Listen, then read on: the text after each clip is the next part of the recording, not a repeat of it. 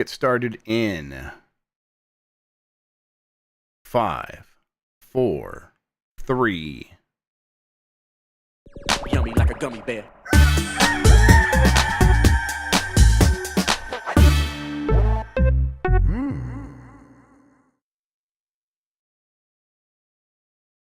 It's the internet. You're busy. Let's do this for November 1st, 2024. For the next hour or so, let me help you sort through the world of gaming on Game Mess Mornings Live with me, Jeff Grubb. Today, will the PS5 Pro keep this generation around for another 6 years? But first, please join me in welcoming today's co-host to Game Mess Mornings. It's Tamoor Hussain, everybody. Tam, how are you doing? Will life keep me around for another 6 years? Oh, I'm skeptical about that for myself. Yeah, it's looking rough, dog. Looking rough. But we're here today. At the very least, we're here for another Dregs Day. We are here. And I'm happy to be here with you, Tam. We got through this week. I got through Halloween and trick-or-treating with the kids. It was a good time. Did you have to give out any candy? Hell no. These kids know not to come anywhere near my house. That's right. You put the Michael Jordan up on the door and say, F them kids? Yeah, fuck them kids. Yeah, hell yeah. Go to hell, kids. No, I live in an apartment building, so no one can get through the front door. Right. Okay. Yeah. Well, hey, I had a good time. It was cool to see all the kids dressed up. Not a ton of like surprising video game characters. I didn't see a lot of that stuff. Not that that's a problem. But I was judging them pretty harshly. I don't know. Is the skeleton still on the chair in your room? Yes. So some of the skeletons went upstairs yesterday to hand out candy while we were trick-or-treating with our kids. But this one is standing up right here, and he'll get put away here pretty soon. But I like him. He's a good. Does that mean does the Christmas stuff come out now or no? Slowly. Like, well, I really like Thanksgiving, so we'll get out like some like fall themed stuff, and then some Thanksgiving stuff here in the next couple of weeks. But I have no problem with getting out the Christmas stuff super early. I like this season a whole bunch, so I'm definitely going to be one of them basic bitches that does that. Yeah, it won't be immediate, but it'll be soon. I definitely got to put away the Halloween stuff because it's all over the yard, and I need to mow the lawn because it was warm for a lot longer than I was expecting. So. Got to do that, but I'm going to Dan's house. So when am I going to do that? I have no idea, Tam. I guess that's a reminder. Extra life this weekend, everybody. When you going to Dan's house this weekend, right? So, yeah, I'm leaving here in a little bit. Actually, You know what's crazy? Dan's never invited me to his house. I know. I was thinking that. I'm like, why did he not invite Tam? It's crazy. He's scared. He's probably scared, is what it is. He doesn't want me to come to his house and beat him at Soul Calibur and then beat him at Mario Party. Yes, you will. You would definitely assert your dominance, and I think he's afraid of that. Yes. Yeah. I'll come in and all the woodpeckers will just stop. Yeah. The birds will be quiet. And then his dogs would become your dogs. Yeah, his dogs would just stop and sit next to me and be like, respecting. The moment I leave, woodpeckers are back. Gunshots are going off outside. Nature has no respect for Dan Reichert. That's what we've learned absolutely over these years is just complete disrespect for the man. But yeah, looking forward to it. It's going to be a good time.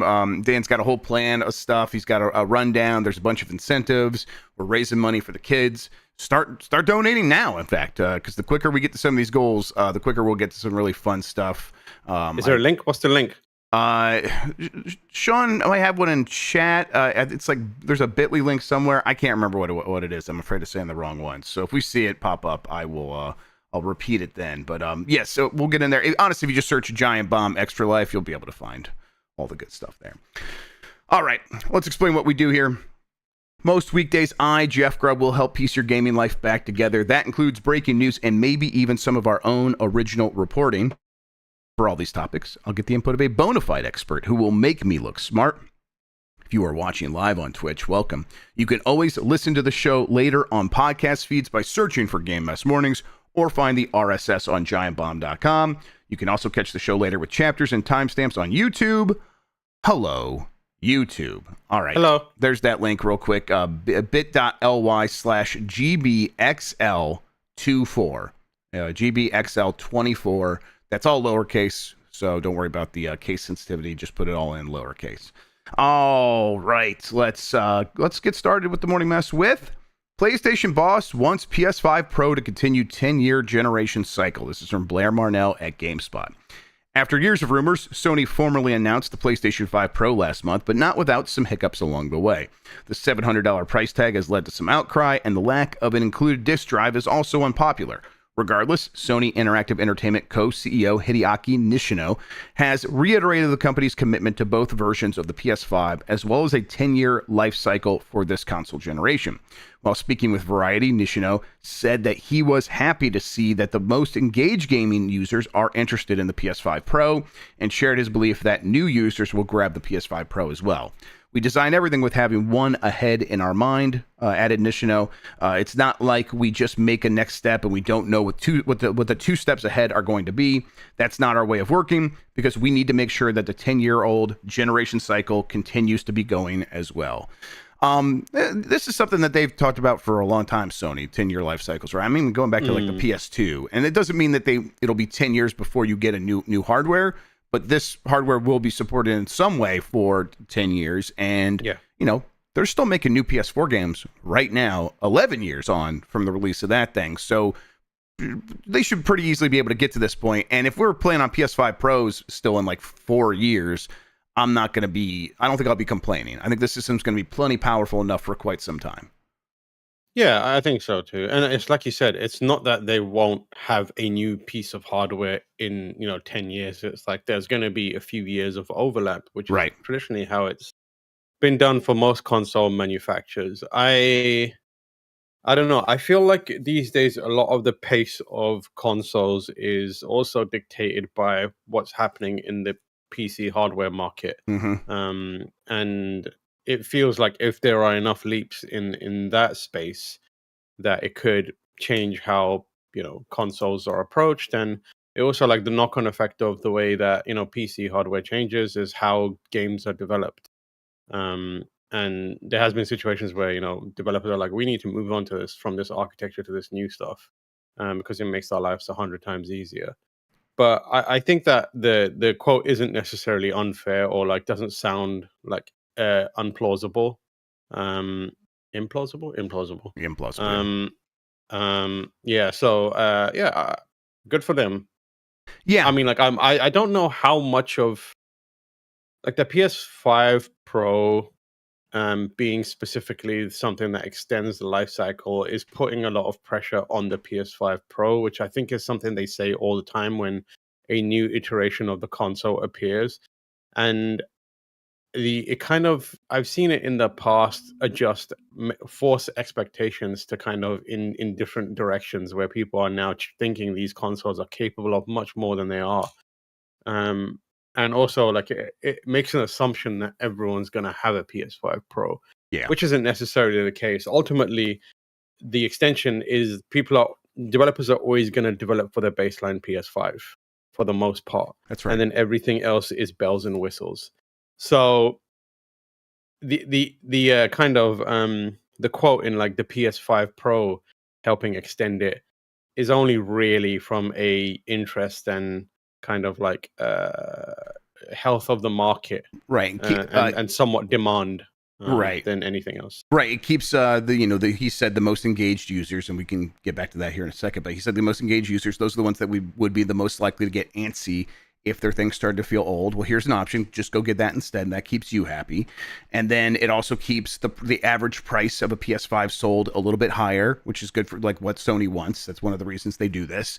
And then, it just kind of it churns the market a little bit, right? It makes things feel a little bit fresher and helps them justify keeping this stuff around quite a bit longer. But I think you're right that the idea that the PS5 Pro will dictate the length of the generation or have much of a say on it, it doesn't really jive with the fact that 1 in 5 people that own a PS5 will get a PS5 Pro, will be the one that owns a PS5 Pro. Like they said themselves that, hey, we are seeing some interest from the most engaged players. That's who this thing is for. It's always been for those. And then it's like, and we think new people are going to buy it too. And that's, historically we saw with the PS4 Pro, the Xbox Series or the Xbox One X, that those didn't sell as well as the baseline consoles alongside them. The baseline consoles that were more affordable were always selling a little bit more in terms of units. Dollar sales, who knows? But in terms of units, they were always selling a little bit more. So even as this generation continues, and the PS5 Pro will maybe be the obvious choice if like there were no other factors other than which one's the best,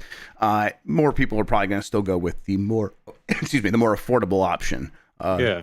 So, and also like the even with the PS5 Pro out there, Sony is not. It's not a smart strategy to make the older consoles look worse. So, like we said, they're always gonna be viable.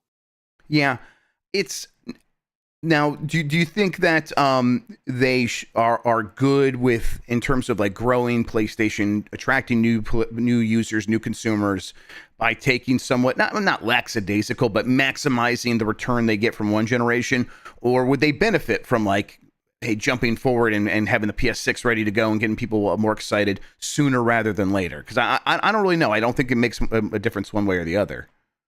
I think from a economic standpoint, it obviously makes sense for them to take as much time as they can to keep the PlayStation 5 active. But, I mean, the PlayStation 6, I would see no advantage to having it come out until you're 100% certain that the returns on the PlayStation 5 are no longer, where they need to be to keep it a viable option in the kind of from an economic standpoint. They don't need to do that. The only real kind of pushing factor that would force them to do that before they're ready to, before the blood has been drawn from the stone fully, is if their competitors come out with something that could lock up the market while they're still sticking to more drawn out plans. And that seems less likely than ever because people have their game library on PlayStation already. They're very unlikely to abandon that, even if some new console comes out that is really enticing. Yeah. I mean, it's unlikely we'll get an Xbox 360 situation again. I feel like that was a once in a lifetime thing. I think Microsoft and Sony are bound this next generation to sort of uncouple themselves from like launching at the exact same time. But I don't think that makes much of a difference anymore. I just like, Xbox will be its own thing over there, and PlayStation users who are in that ecosystem will stick with that ecosystem, even if it means waiting 2 more years than the new Xbox. Because the PS5 Pro will still be there. It's like, it's not as good as this new Xbox, but that new Xbox is even more expensive than the PS5 Pro. It's going to be a whole weird thing. Yeah. I was going to ask you, when do you think the PS6 is going to come out? But let's get to that after this next story, because this might inform some of that. PlayStation CEO says PS5 Pro was a 5-year project. Development started before PS5 launched. This is from Chris Scullion at VGC. PlayStation's co-CEO says development on the PS5 Pro started before the PS5 launched. Sony's console was released on November 19th, 2020. But according to Sony Interactive Entertainment's Platform Business Group CEO Hideaki Nishino, development on its mid-generation upgrade had already started before then. We have done Pro in the last generation, Nishino told Variety. We learned a lot from there. When we were selling PS4 Pro, in addition to the PS4, 20% of the customers actually got the PS4 Pro. It was high-end, it was premium tier, so there was potential users acquiring those kinds of units. Interestingly enough, it was not just about highly engaged users. Actually, new users came to PlayStation to get PS4 Pro as well. So we started working on the PS5 Pro even before PS5 launched. It was another 5-year project for us, so there was a conversation around whether we wanted to do another Pro or not. But the main thing was there are technologies we can grow up in 3 years' time or 5 years' time. So the innovation and technology advancement is quicker in a modern world. Phones are updating every year. PCs are updating every year. I don't think we'd go every year updates, but there are things we can package together to bring the greatest things into the game console segment range. So that's the vision. I guess hearing that they worked on it for 5 years, even before the PS5 was out, that makes sense because it's like they have a hardware team. The hardware team had finished on the PS5. Of course, they're going to start working on the next thing. But still, I don't know, 5 years to get the PS5 Pro out. I guess part of that is market timing. I don't know. What does that make you think? No, I think a lot of that probably comes, or a significant chunk of it is probably in researching and kind of like building out the PSSR technology. Yeah, exactly. Which is the huge real feature for the PS5 Pro. Yeah, it is the AI upscaling that again, I'm no big city lawyer, but from what I can tell, people who know this kind of stuff are saying that it's pretty impressive. That's right. And it's like it's a good viable option and a good like not competitor, but like it fits alongside Nvidia's DLSS stuff. And It's a secret weapon for the PS5 Pro. It's really Yeah, going to be. exactly. It's going to have like a long-term benefit for that console. Yeah, I agree, and that's probably where a lot of the effort. I mean, I imagine that's what Mark Cerny was waking up and thinking about, and then going to sleep thinking about. He's not there like trying to figure out how to get smaller screws into this thing or whatever. But yeah, I suspect that's where a lot of the technology is. You can tell how much effort it took by like how intense the Mark Cerny delivery is on it. And when they announced that PS5 Pro, he was looking intense. So he worked his ass off on this thing. Oh yeah, he's like, I put like 10% of my brain power into this. I was You don't want to see me go any higher. No, it'd be bad for all of us. So it would like open a portal in space that would swallow the Earth or something. Yes. Yeah, and I'll portal will open and just hundreds of thousands of Mark Cernys would come out of it. Oh, no, the Mark Cerny verse has been unleashed. Yeah. 5 years. They started it. The year leading up to the release of the PS5. That sounds to me like that could be the way it works for the PS6 as well. So did they start working on the PS6 in this last year, and it takes another 4 years after that? So we're talking 2028 for the next PlayStation. That sounds exactly right to me. Yeah, I imagine once the PSSR stuff was kind of locked in, like you don't need someone like Cerny again being like, move that screw a little to the left, right, or whatever. I guess he would be like, all right, I'm out of here. I'm gonna go make a new PlayStation and taking my homeboys with me later.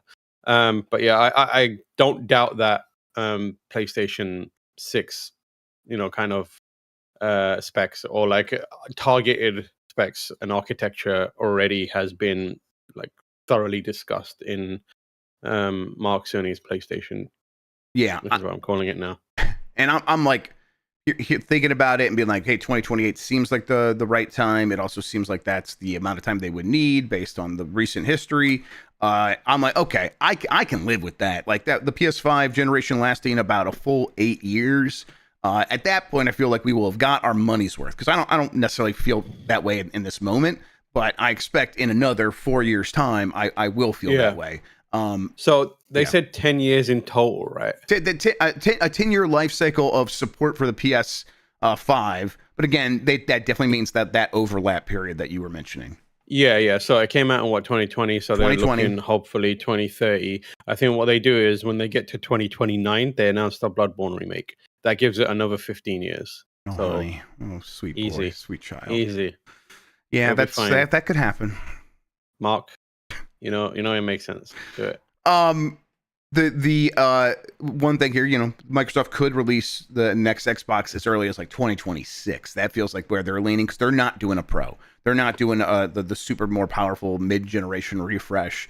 And it seems like the reason they're not doing that is because instead they'll just launch the full new next console in 2026. So that really would uncouple them, and there'd be a 2-year gap potentially. Now, if Xbox does that, maybe that does light a little bit of a fire under Sony, and they don't wait till 2028. Maybe they go in 2027. That's possible.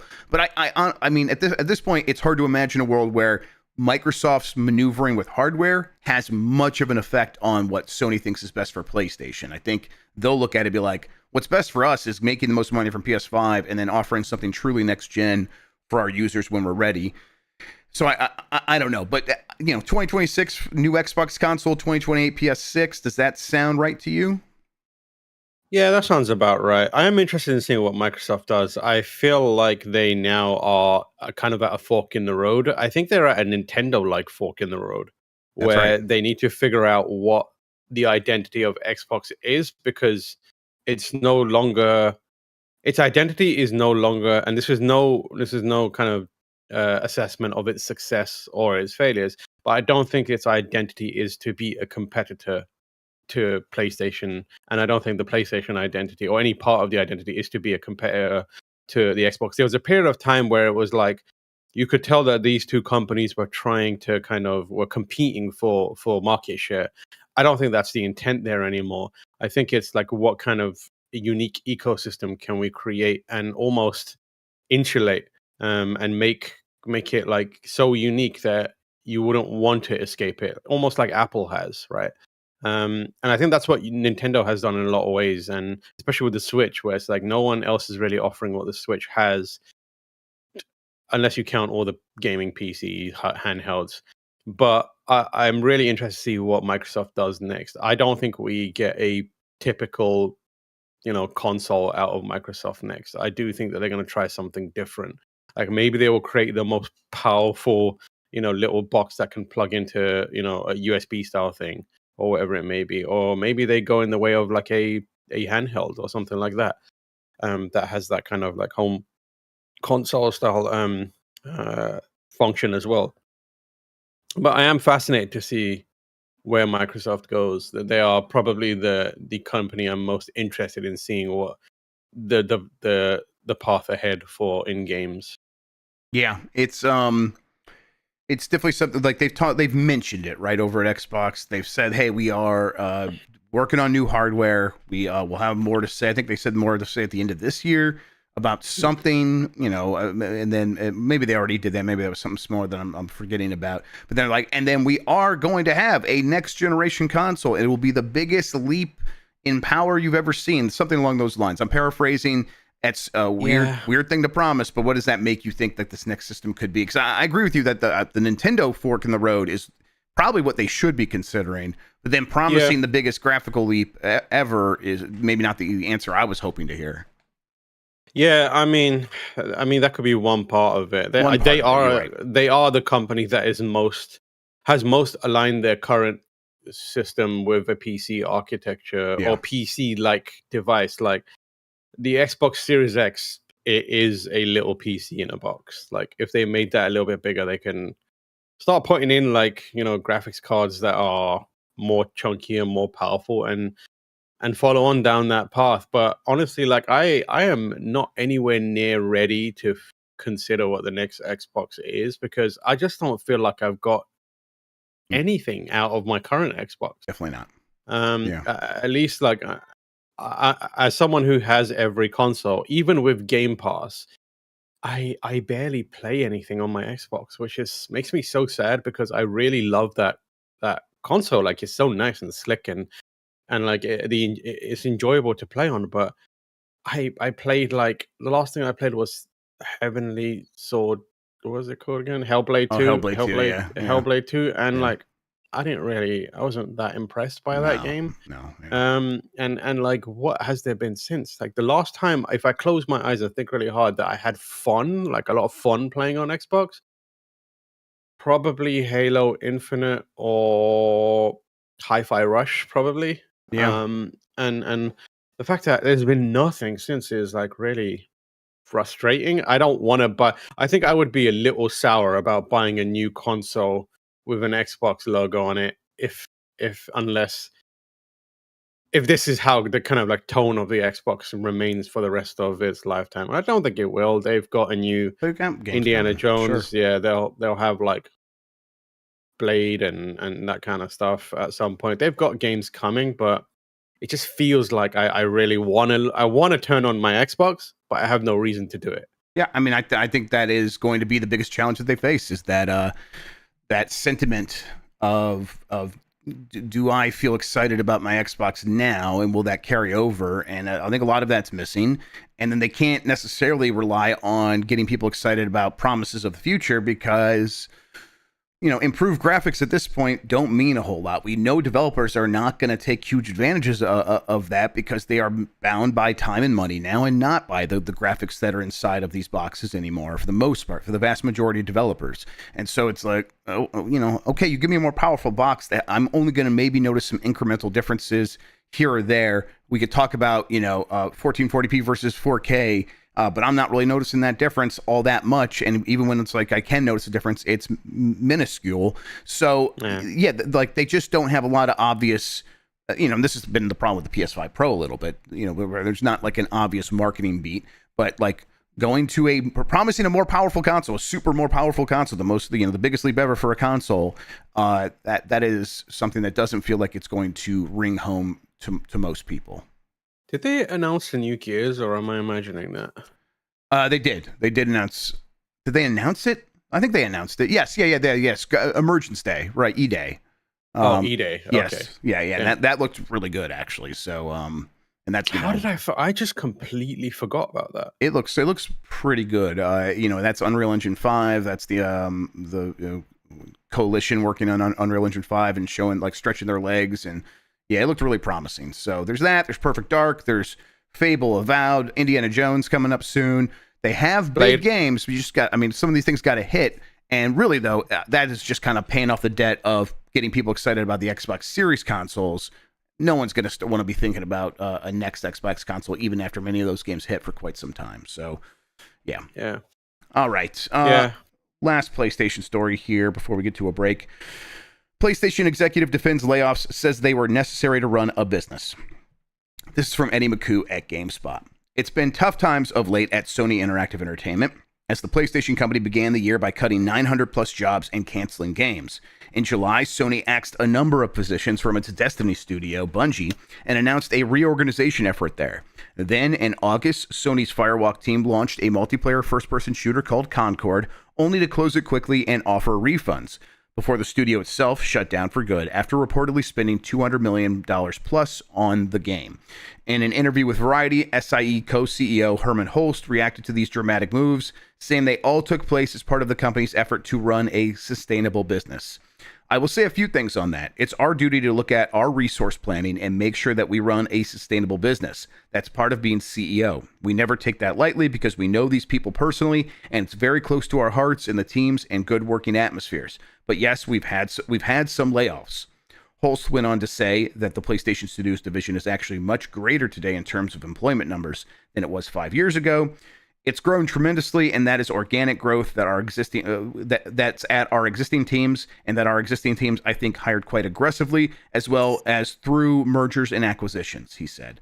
Holst's defense of Sony's major cuts sounds similar to what Microsoft Gaming CEO Phil Spencer said about Xbox's own dramatic business shifts that included 2,500 plus layoffs. Yeah, I mean, we got to do they say we got to run a sustainable business. We hear that always as if it's this stuff just snuck up on them, and it was. Yeah, that's the annoying thing. It's like suddenly they're, oh wait, we have to run a sustainable business. It's like you have to run a sustainable business always. Why didn't you think about that when you were like recklessly chasing growth? Yes, recklessly chasing growth. Yes, through acquisitions, but also all these companies were hiring like crazy right after the pandemic because they just thought that line that was going up and to the right was going to keep going up and to the right. And it's like, did none of you stop to like just get a little sober? Just like sober up after getting drunk from the pandemic? Come on. Hey, I mean, like it's a fundamental symptom of capitalism. It like breeds foolishness and greed, and that is exactly what every single company goes through. They see a little bit of growth, and it's extremely rare for a company to look around and go, we're doing good, let's take a step back, chill out, and try and make sure that we stay this way for a prolonged period of time and look after each other. That's not how it works. It is always chase more money, always chase higher numbers, always make sure the graph goes up. Because ultimately, there's a few people at the top that will benefit from that. And once they hit that goal, they can peace out and they're fine. They're untouchable. That's it. That's the whole point. Like, be a person. If you're at the top, you need to reach a point where you're untouchable because you've got the money that you need. And then the rest of it does not matter. Mm-hmm. Like that is what everyone did during the pandemic. And it's what everyone is constantly doing. And it's why people who work the hardest and have no say or kind of even benefit from that are the ones impacted on a day-to-day basis. The lives of the rank and file mean nothing to the people who are making these decisions up there. Yep. And so like every time a company comes along and is like, we need to do better about our business, it's like, motherfucker, you need to do better. You're the one who caused this. Like, what are you talking about? Yep. Like, don't come to us and be like, together as a company, as a team, we need to be better. No, you need to be better, Mr. Sony. Relax. You're the one who chased all this shit. Yep, and you're the ones that would reap the rewards when, like when you do see that growth, whether it's organic or through acquisitions. If the number is bigger this year than it was last year, through whatever means necessary, through exploiting workers, through hiring a bunch of new workers so they can make a ton of new stuff, even if it might not work out great in the long run. In the immediate term, when there's big returns on stock price and you can cash that stuff in, you're the one that gets the vast majority of the rewards. And in the meantime, everyone else has to worry, like when things turn slightly and all that money's still in your bank account, or you still have all those assets in the stock market. Now we got to start worrying about us just losing our jobs. So, yeah. I mean, like a lot of things in the tech sector, and I'm just like filing games under the tech sector, but like even in game development, like there's no such things. It's rare that you have a humble beginning story anymore in these kind of industries where, you know, a piece of technology or a game starts off being really small, you know. Like I think of it as the Guitar Hero way, where it's like Guitar Hero. The only time I heard of it was when like Jeff Gersman was talking about Kensha Hall on old like podcasts, and I was like, that sounds crazy. But that's how that thing started, and then it became like a global sensation. You don't get that anymore. You have people who think they have an idea and then they just throw everything at it. Yep. And instead of like, because there's no patience anymore, you don't build up to that thing, and it sinks ships so quickly. The place that is happening is like outside of major game development kind of corners, in like early access and that kind of stuff. Yeah, you think about and developers that are. That's why like whenever I see companies doing early access, like a Ubisoft or whatever, I'm just like, I know why you're doing this. It's disingenuous. It's not because you have a little small bean that you want to water for a few years and try and make it into something cool. It's because you want to get like marketing and you want money early, and you're using this as a tool to try and generate more revenue. Yeah. And I wish it wasn't so transparently obvious. Like there's a difference between when, you know, Supergiant does early access and like in a Activision, EA, Sony doesn't really do it, but like major publishers do like early access. You just want money up front. You want to try and lock people in, because if they pay for it immediately, you can have them basically be on the journey and they feel committed. It's like a subscription fee basically. And then you want free QA testing, essentially. Like, what the... Yep. Yeah, I mean, it is like everything in capitalism. It's manipulation, without a doubt, for sure. I find I don't begrudge a lot of these studios being like, if we can get away with doing early access, we should do early access because it does benefit some of these games. But none of the things you just diagnosed there were incorrect. You're absolutely right. The thing I always find interesting is like you're right about early access on Steam being like where a lot of interesting ideas can still happen. But isn't that just such the other side of the coin of capitalism, where it's like Steam opened themselves up and just like, we're not your boss. We can help you make money, but bring all your stuff to us, and it can happen in our ecosystem. And now you're like struggling and striving and putting your best ideas forward.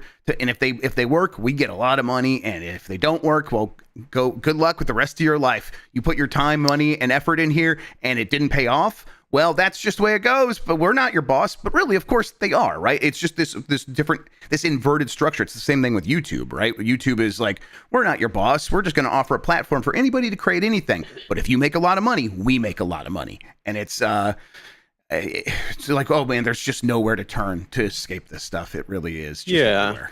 My general rule of thumb, to go back to this, is the people that are telling you that they need to do this to solve the problem are usually the problem. Yes. Or they represent the problem. Yep. And there's people usually above them, almost always, that you never hear of. You don't know who they are, that are benefiting. Like people, you know, Firewalk is gone. Do any of the executives that made any of the decisions above the team in that studio at PlayStation or wherever that made the decisions that led to the failure of Firewalk to have are they impacted in any way? 100% not. No chance. Yep. There's no way like someone took a pay cut, someone got fired, like someone, you know, took responsibility for this. No, it's just the people at Firewalk that suffered because of this. Yep. And it's you know, I've said it before. I'll always say, you know, Jim Ryan saw this coming and got out well. The Gitman was good, and he, took a victory lap from very successful several years for PlayStation and growth of PlayStation, and then set up a future that was questionable. And now here we are, and he's off in Mallorca taking a vacation. All right, we're gonna take a quick break. When we come back, we got more to talk about, including a bonkers day for Black Ops 6 right after this.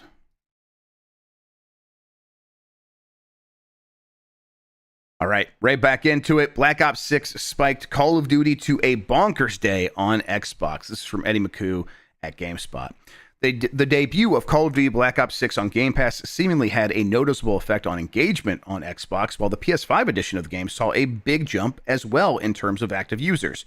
According to Circana analyst Matt Piscatella, the Call of Duty HQ app, which includes Black Ops 6, Warzone, and Modern Warfare 3, was played by 52% of active Xbox Series X and S users and 34% of active PS5 players on October 28th. That compares to 19% and 18% on October 23rd for Xbox and PlayStation, respectively. The 52% for Xbox and 34% for PlayStation figures represented all-time highs for Call of Duty HQ, according to Piscatella, who was citing Circana's own player engagement tracker. The previous highs for U.S. daily active player engagement for Call of Duty HQ on Xbox Series X and S was 34% on August 31st, 2024, and 27% for PS5 on September 7th, 2024. What does this all mean? Piscatella wants to see more data before drawing conclusions, but for now, he said it supports the idea that Black Ops 6 coming to Game Pass very likely helped improve engagement results on Xbox, while also not significantly detracting engagement statistics on other platforms. Still early, need more data, Piscatella said. I think this is an experiment for, can Game Pass continue to coexist alongside releasing games, in the marketplace? This clearly proves that is the case. But do you think it's because this is Black Ops? And 1,000,000%. Yes. I think that. I fully expect it, but I think if anyone is in the Xbox, building, being like, "Hey, we did it! Applause! We're gonna be good." No, dog. No, this is like a rare situation. Like, I don't think there's going to be another game that is going to be able to do what this does. And also, don't forget, there's going to be a precipitous drop off at some point. People aren't going to keep this level of engagement isn't going to stay there forever. I mean, at the very least, this justifies the $69 billion spent on Activision. I think Call of Duty was worth the money you spent on it. This is the money you're going to make from this is going to more than pay the bills for paying off that huge chunk of change. But what I fear is going to happen. Yeah. What I fear is going to happen is honestly, you can compare it to the way the SEO works in stuff that we do, or any website where there was a time when SEO, I mean, it still does, but it was even more dictating anything that was made. And the way it happened was you'd write an article or you'd publish a video, and if that thing did well, you'd have the SEO team be make nothing but that and make it fast. Yeah. So if anything, my worry is now Microsoft is going to look at Activision and be like, more Call of Duties quicker. Yes. Because they think that the only thing that is really going to kind of impact the bottom line is going to be more Call of Duties, because it's happened once. So I am both happy for them. Good job, you made a good game. The new Call of Duty Black Ops 6 is pretty good. But also I'm they're not going to learn a lesson. That's not how this industry works. It's not like how corporations like that work. I wouldn't be surprised if we start getting mid-year Call of Duties now. Yep. It's going to be crazy, and I don't know. I fear for what could become of. Actually, I don't fear for what could become of Call of Duty. I don't give a fuck. Yeah, right. Yeah. Okay. Real quick in chat, people are like, this is not going to cover the $69 billion. That's not how it works. No. The $69 billion exists in a bank account. $69 billion gets invested into a development studio or a bunch of acquisitions. How much money does each of those things generate? $69 billion sitting in a bank account generates so much in interest. $69 billion put into Call of Duty King and all this other stuff generates so much revenue. This revenue is significantly more than the amount of interest you would make from $69 billion in the bank. That's how big companies look at it, because that $69 billion doesn't mean anything to them because it was just sitting in the bank account. They were like, how can we use this to make more money? This is making way more money, so that's what I mean when I say it covers it. You can't just think that they're going to pay the $69 billion bill, because that's just not how it works for them. It's an asset, and when it's now, and when it was sitting in a bank account, it was a risk. It was not. They don't think about it in any other way. It's not like we're going to go do something with this money. If we're going to do something with this money, we're going to use it to make more money, and that's clearly what has happened here. That's without question working. Now, as far as the question that we were really talking about, does this change the calculus on like how Game Pass is working and all this other stuff? I think we are in agreement, Tam, that this is Call of Duty and really Black Ops 6. Because I think this is any other Call of Duty, even at this point in Modern Warfare, it's not going to have the same effect because Black Ops just seems to have this huge, massive appeal that can't be understated. Yeah, I mean, like if a new Call of Duty comes out and it's asked people carry on playing Black Ops, like that is how it is now. Like I feel like people are less willing to move on entirely and just accept that the new thing is the new thing, because the communities can form around all the games. I definitely have anecdotally known loads of people who have played the new Call of Duty of that year and been like, I don't like this, and then just going like, I'm going to carry on playing the older one and carry on playing that. So yeah, it is very much this game. Black Ops is beloved as a branch of the Call of Duty franchise, and it is also like very good. So yeah, yep, I'm enjoying it quite a bit. I think first person shooter franchise developers are cowards, and they need to start doing crossovers. Like do what Capcom did with Marvel vs. Capcom. Let's have Call of Duty versus Battlefield. Finally, Halo versus Metro. I want to see that Call of Duty versus Battlefield, and then I want the post-credits scene to be the tier 1 operators from that Medal of Honor game. Like, oh yes, we're coming, yes. And everyone's like, "Who are you?" Just like a man with a really big beard, just looks like beard. The stinkiest human being ever, comes out and is like, right, you thought I was dead. And everyone's like, who are you? Clearly a guy that owns a Ford F-150, but he thinks he can pass when he's in Arab countries. He's like, no one can tell I got a beard. Yeah. You can see like on the front of his tactical pouch, one of them is just open, and you can just see like the end of a beef jerky packet. And you're like, I know who that is. Yep, that's a tier 1 operator right there. Jesus, these fucking guys. All right, Mario Kart 8 Deluxe toys have come to McDonald's Happy Meals. This is from Nintendo Everything. Nintendo has teamed up with McDonald's a number of times previously, and that's the case once again with the new Mario Kart 8 Deluxe toys and Happy Meals. Mostly bringing this up, Tam, because this game is 10 years old, maybe longer. It might be older than that now, 10 or 11 years old, and they're still getting McDonald's toys for this thing. Are we ever going to get a real new Mario Kart? Oh, 1,000,000%. I think the new Mario Kart will be a launch title for the next console. I hope so. That is how you turn that thing into an immediate success and keep it going for that time. Right, you have that. If you have a new Mario Party pretty soon after that, and then families just will not be able to ignore the thing. Right, that's what's happened with the Switch. Is families just keep adopting it, and they just keep buying Mario Kart, and they keep buying whatever Mario Party is on the shelf in front of them. God, I think Mario Party Superstars, the second of the 3 that are on Switch, is also like approaching 20 million copies sold or something crazy like that. It's bananas. So what are these things? They're just like little cart toys that come in the Happy Meals. I'm looking at them.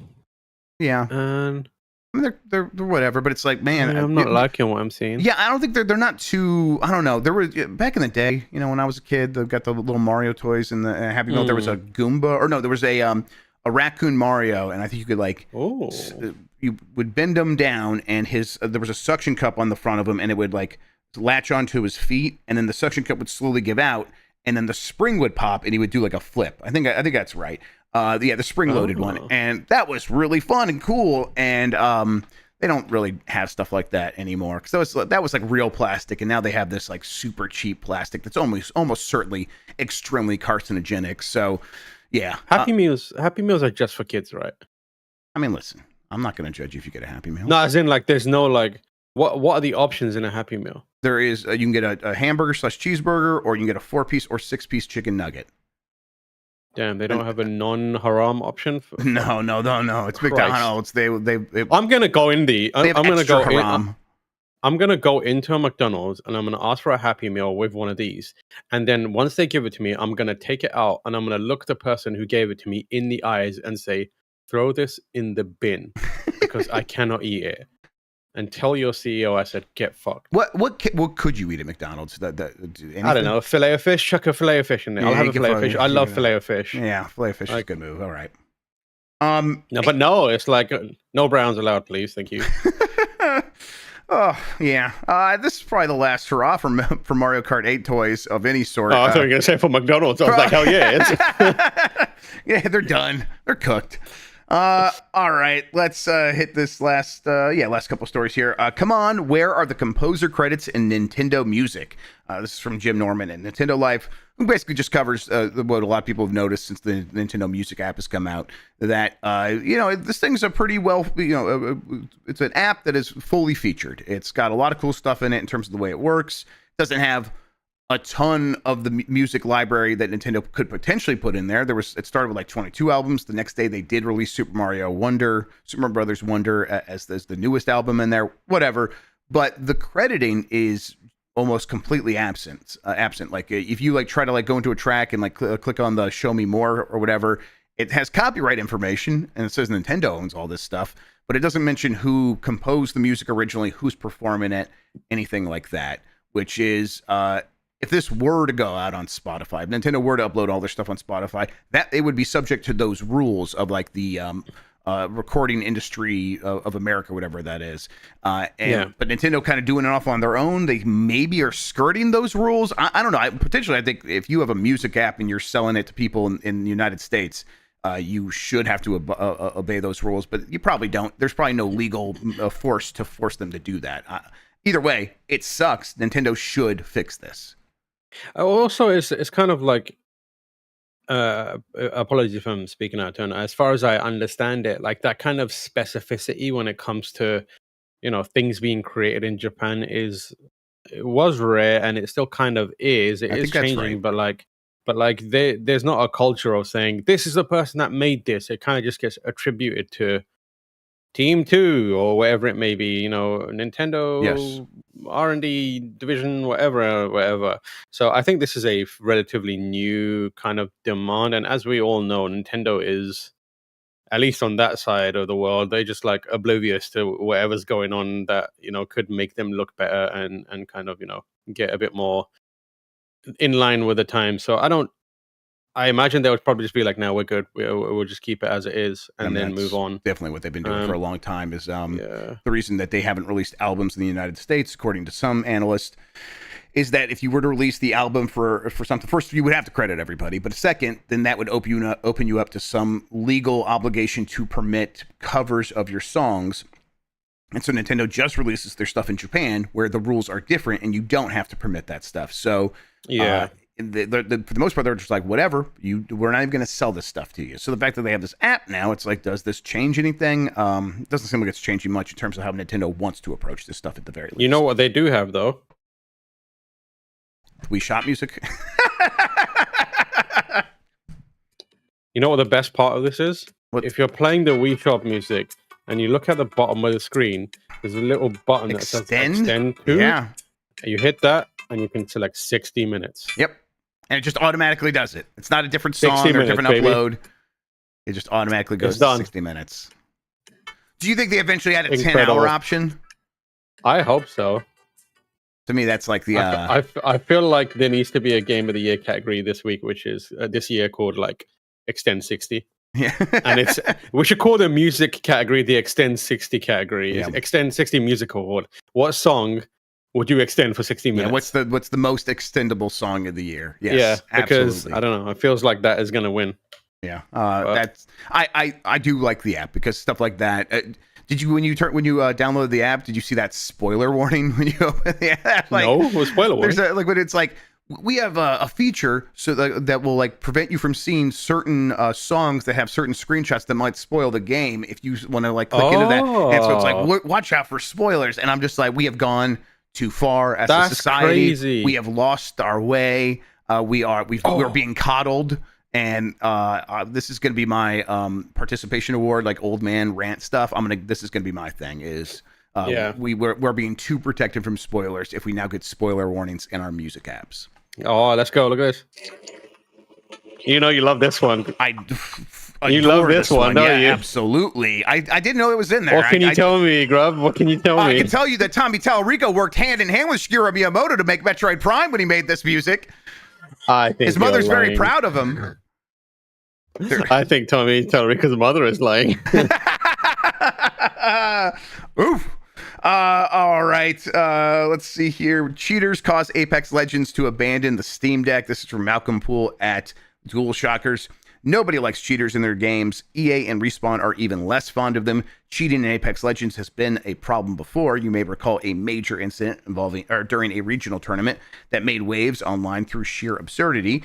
In a recent blog post, EA notified customers of their latest steps in the war against cheating. All Linux systems, including the Steam Deck, are officially barred from accessing the game. Fucking Linux people, man. They cannot just behave themselves. Well, it's like, I think the anti-cheat software on Linux just doesn't function the way it needs to. So it's way easier to cheat on Linux. And so the cheaters are just like they are getting Steam Decks, or they're installing Steam OS somewhere and they're playing some of these games and they're cheating that way.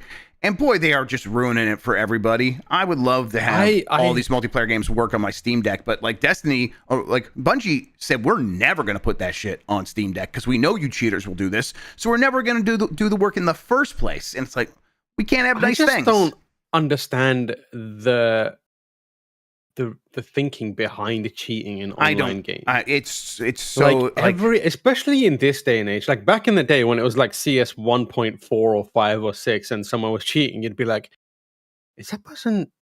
Yeah, like you could get away with. You could convince a few people that you weren't cheating, but you were just really good. You know what I mean? Mm-hmm. Nowadays, the moment you do something like, people are like, this motherfucker's cheating. I looked at the kill cam. This person is snapping from one. He's shooting through walls. Why even do that? Like you're not even tricking anyone. You're just immediately like trying to avoid bans. It's just like, what are you doing, man? It's just massive loser behavior. It is so huge loser behavior. I think it's the reason we need the word pathetic, because it is just so incredibly pathetic. And you're cheating at an online video game. Like the moment you shut that down, you're still going to be a miserable shit that no one cares about. Right, because you can't be proud of yourself. You might be entertaining yourself because you're griefing people. Sure, I get that, but you're not proud of yourself. You can't go show this to your mama and say, look how good I did. Like and the people online know you're cheating, so they're just going to hate. Like it's just about griefing. That's all. And I get that griefing. Some people find that very fun, especially if you're young and immature. But again, that's pathetic and loser behavior. Yeah, you cheated. Not only the game, but like yourself. But you didn't grow, you didn't improve, you took a shortcut and gained nothing. You experienced a hollow victory. Like nothing was risked and nothing was gained. And it's just sad that you don't know the difference. You see those Yankees fans rip the ball out of Mookie Betts' glove?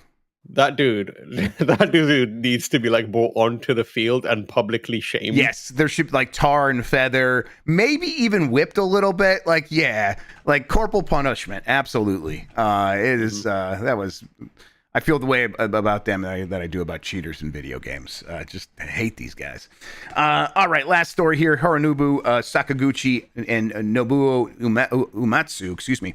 I love it when you do Japanese names. I know. It makes me feel so good. I'm gonna like get this one. It's like, nope, lost it, and we're just gonna fall off the rails. Because like you are clearly trying. You're trying. I'm trying. You just want to be so respectful. I want to be respectful. Yeah, I want to get people's names right. Most of the time you get it. I respect it. And then when I mess it up, I mess it up pretty bad. But hey, we're gonna keep trying. Nintendo news, Sakaguchi, who is the head of Mistwalker and the Gooch, who's the main creator behind Final Fantasy, has revealed that he is once again teaming up with famed JRPG composer Uematsu for a brand new game. The game, which has yet to be named, is described as a dark fantasy game. It is not clear what the new game is, though it could well be a sequel to the upcoming Fantasian Neo Dimension. Mistwalker recently filed a new trademark for something called Fantasian Dark Edge. Fantasian Neo Dimension it launches on Nintendo Switch in December. Oh. Do you think? Firstly, what is a JRPG? What do you think a G? I know it was a misspeak, but like, what could a G? Is it a German? It's got to be German, right? Yeah, I would love to play a German RPG. Yeah, God. Isn't that like what would be a G? Is there a game right now that's like a German RPG? I want to say Frostpunk, but I don't think Frostpunk is German. It's not quite an RPG, right? So it's like, but it's What's that medieval game? That's not from Germany. That's from like Poland or something. But it's pretty close. A PRPG. You know? Yeah. Could it be a gangsta I think we need RPG? more GRPGs. Yeah, could we get a gangsta RPG maybe in there? Oh, that sounds pretty good. Yeah, it's that San Andreas. Why hasn't there been like a turn-based like Wu-Tang Clan game yet? What's going on, man? I mean, I had reported a long time ago, but there was a Wu-Tang game that was going to be an action RPG, and I think the different classes were going to be the different members of the Wu-Tang Clan. How awesome would that be? I hope that comes out someday. Imagine if it has. Oh my god! Imagine if Platinum Games made a Wu-Tang action game. Yeah, that's perfect. I would eat that up. That would rule. I would fucking cry. RZA just doing the soundtrack, like the yes, 100%. Get RZA in there doing the soundtrack. Oh my god. Yep, that would be fantastic. And that's the Wu-Tang group for Mike Minotti. That's the Wu-Tong group, as he eloquently puts it. All right, let's get to the poll question from yesterday. Listen, I didn't choose this. The YouTube just went here automatically, so don't judge me when you see what's on the screen. Xenoblade Chronicles 2 artwork there. All right, there we go. Let's refresh. Oh, hello. Actually, and here's I had this for a long time. The Filipino Keyblade, Jan. I don't know. I think it's a funny joke, so I don't want to. Filipino Keyblade is so good. Yep. All right. Are you going to use Nintendo Music? I have to say yes because I have used it. And 30% of people also said yes. 70% said no. I don't know why your face is half off, but you look very dramatic there. I'll fix that in a second. I'll fix it. Okay, there he goes, everybody. Yeah, perfect. There you go. Get in real close. Nintendo Music is just a weird little extra that I'll probably forget about in a month. Yeah, there he is. Just look into our souls.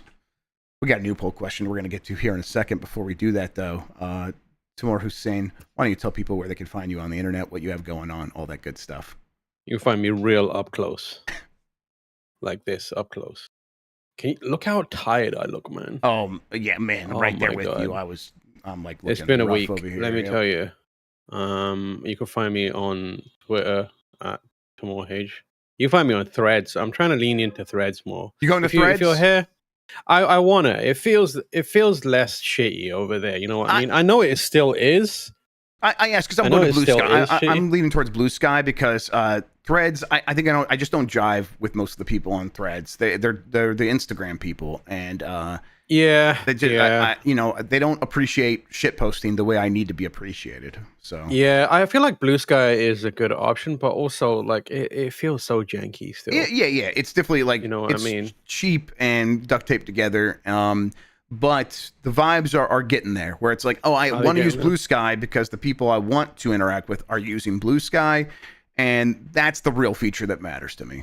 So here's the thing, right? I respect this, but everyone who's watching this, just go follow me on Threads anyway. Yeah. Just juice my numbers at the very least. Threads seems like the one that's going to be the most viable in terms of like being a real platform with real like financial gain and stuff like that. Like exactly. It's like the real one. But whatever. I mean, I'm used to. I am on Blue Sky. Like, let me I haven't posted in a while. The last thing I posted was a update that is trying to reconnect with Twitter mutuals on Blue Sky, and it's Gohan and Goku doing the father son Kamehameha. Hell yeah, which I think is pretty good. That's beautiful. Deck.blue. Is this a Blue Sky like tweet deck sort of thing? All right, I'll try that. Okay. Oh, now we're talking. Yeah, Decks out for the leads. Let's get the most out of Blueski. All right, fair enough. I know most people don't care about these social media platforms, so we'll wrap that up. Okay, new poll question. What did I write here? Let's see what I said. Oh, yeah. I was just dragon One fight. of these days, when you do a poll question, you need to make it a Polish question. Oh, yes, you're right. We've missed out on an opportunity to do that. We'll make that next time. For the Polish homies out there. Dragon Fight, pick one. Dragon Age the Veilguard, Dragon Quest 3 HD 2D. Now's your time to pick a side. Finally, we are forcing people to fight over things you don't need to fight over. We're the first ones to do that on the internet, so go ahead and make that happen. Okay, Tam, I think we are good to get out of here. Thank you so much for hanging out with me today and talking about video games, man. I really appreciate it. Thank you for having me. I just want everyone to know that it's very important, and they need to keep this in mind for the rest of the weekend. I have a tummy ache. I hope I don't get a tummy ache at Dan's house again. I got that was Just a real don't rough eat time. anything. Don't touch any surfaces. Yeah, Put that's yourself probably in what like it a straight up jumpsuit. I could go one Bubble of Boy. those. Yeah. Yeah, go Bubble Boy, and that's the only way. I'm not. This is not an indictment of Dan or his living situation. I'm just saying, like, who knows what could get you. Oh yeah, for sure. Mike Minotti will be there, so yeah, just carrying 100%. diseases. Yeah. For people that are wondering, once again, I'm going to be at Dan's house for Extra Life. It starts tomorrow midday. We'll be streaming it to giantbomb.com. He did post a picture on Instagram of his 3 Seasons room, where it's going to be very cold, and the only warmth will come from a television that will be playing. It seems like the movie Noobs, and Oh my god! and I think if you guys give enough money, you can choose who gets sent to the Noobs room, and they don't get a phone. They have to watch the movie. They can't do anything else, and they have to just sit there and absorb it. So that's you like should have like a subcategory which is like you can pay money to increase the volume by 1. Okay, I'll pass that on to Yeah. Dan. That's a good idea. There are a lot of incentives, like things like Mario Party could happen. Okay. Someone could get a haircut. Things are going to happen. As a community, we've achieved many things together. Yes, we have. We need to come together to make sure that Dan is put in the Noobs room. I think this is. I think you're right. People are gonna want to do it to Mike. I think, but I think it's even funnier if we do it to Dan. It's funnier if we give it to Dan. It's funnier if we do it to Dan. Yes. Yeah. I'm like, I gotta make please. sure like it gets like locked into it so he can't like escape it. Yeah. But yes, that would be the funniest. But just tune in. It's going to be a riot. It's going to be a good time. We're going to go as long as people kind of keep giving us money to extend our incentives and our stretch goals and all that. So really looking forward to it. I'm going to go get on a plane here in a couple hours. So I'll be there tonight. In the meantime, though, Tam, thank you once again. Thank you, everybody, for listening and watching. You are the best audience in gaming. Until next time, have a good one. Take care of yourself, and goodbye.